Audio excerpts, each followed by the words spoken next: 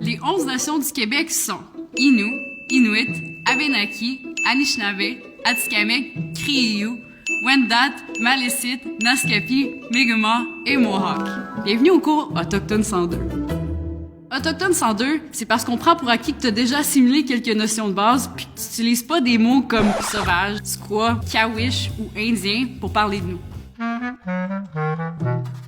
Le mot autochtone désigne à la fois les membres des Premières Nations, des Inuits et les Métis. Il y a 11 nations autochtones. Si tu as réussi à apprendre les 12 mois de l'année, d'après moi, tu peux retenir le nom des 11 nations. Elles sont réparties sur tout le territoire. Les Autochtones représentent seulement 2,3 % de la population du Québec, mais constituent la population qui connaît le plus haut taux de croissance en ce moment.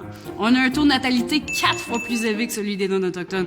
Attention, on est en train d'envahir le Québec. Ben non, c'est une joke, parce que c'est plutôt l'inverse qui s'est passé. Les peuples autochtones ont fait l'objet d'un véritable génocide depuis l'arrivée des Européens.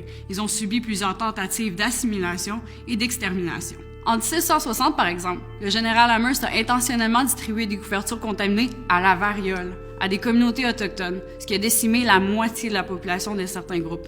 Il avait inventé la guerre bactériologique. Pendant plus d'un siècle, un système de pensionnat mis en place par le gouvernement du Canada a séparé plus de 150 000 enfants autochtones de leur famille. Le but avoué de l'opération était de tuer l'Indien au cœur de l'enfant. Concrètement, ça voulait dire arracher les enfants des bras de leurs parents pour qu'ils grandissent loin de leur culture d'origine. Dans les pensionnats, plusieurs subissent des abus psychologiques, physiques, sexuels. Le taux de mortalité oscille entre 30 et 60 %.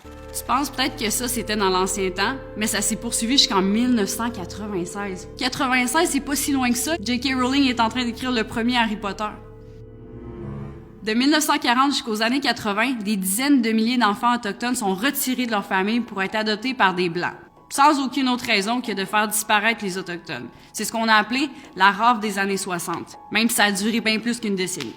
Les femmes et les filles autochtones continuent de faire l'objet de violences particulièrement importantes. Au cours de l'histoire, elles ont régulièrement été contraintes à la stérilisation forcée. En 2014, la Gendarmerie royale du Canada reconnaissait que plus de 1200 cas de femmes et filles autochtones sont disparues ou ont été assassinées entre 1980 et 2012. Pour te donner une idée grandeur, c'est comme si 7000 blanches étaient disparues dans la plus grande indifférence durant la même période. Là, les amis, tu te demandes comment on a pu laisser ça arriver, hein? Ça, c'est à cause de l'histoire coloniale du Canada. Quand les Européens pensaient découvrir l'Amérique puis les Indiens, ils se sont placés en situation de supériorité. Cette idée-là s'est transmise dans les livres d'histoire, les cultures et les lois. Puis ça continue d'avoir des effets. Savais-tu que selon la loi sur les Indiens, qui est toujours en vigueur, un Indien inscrit est toujours considéré comme un mineur? Ça, c'est le prix à payer pour avoir le fameux avantage de ne pas payer de taxes. Encore aujourd'hui, des communautés autochtones vivent dans des conditions qui s'apparentent à celles du tiers-monde. Sans électricité, sans eau potable, sauf que c'est pas dans le tiers-monde. C'est ici, au Canada, un pays du G7. Plusieurs Autochtones subissent encore les effets du système de pensionnat, même s'ils ne l'ont pas vécu personnellement. Ça, c'est ce qu'on appelle des traumatismes intergénérationnels. Certains d'entre eux réussissent à guérir de ces blessures en se réappropriant des pratiques spirituelles de leurs ancêtres qu'on a voulu leur enlever. Là, tu te demandes sûrement qu'est-ce que toi, tu peux faire pour améliorer la situation des Autochtones. Ça tombe bien, on a des recommandations. Dans les dernières années, il y a eu la Commission Vérité et Réconciliation, l'Enquête nationale sur les femmes et les filles disparues ou assassinées, la Commission Vie sur les relations entre les Autochtones et certains services publics au Québec et la Déclaration des Nations unies sur les droits des peuples autochtones.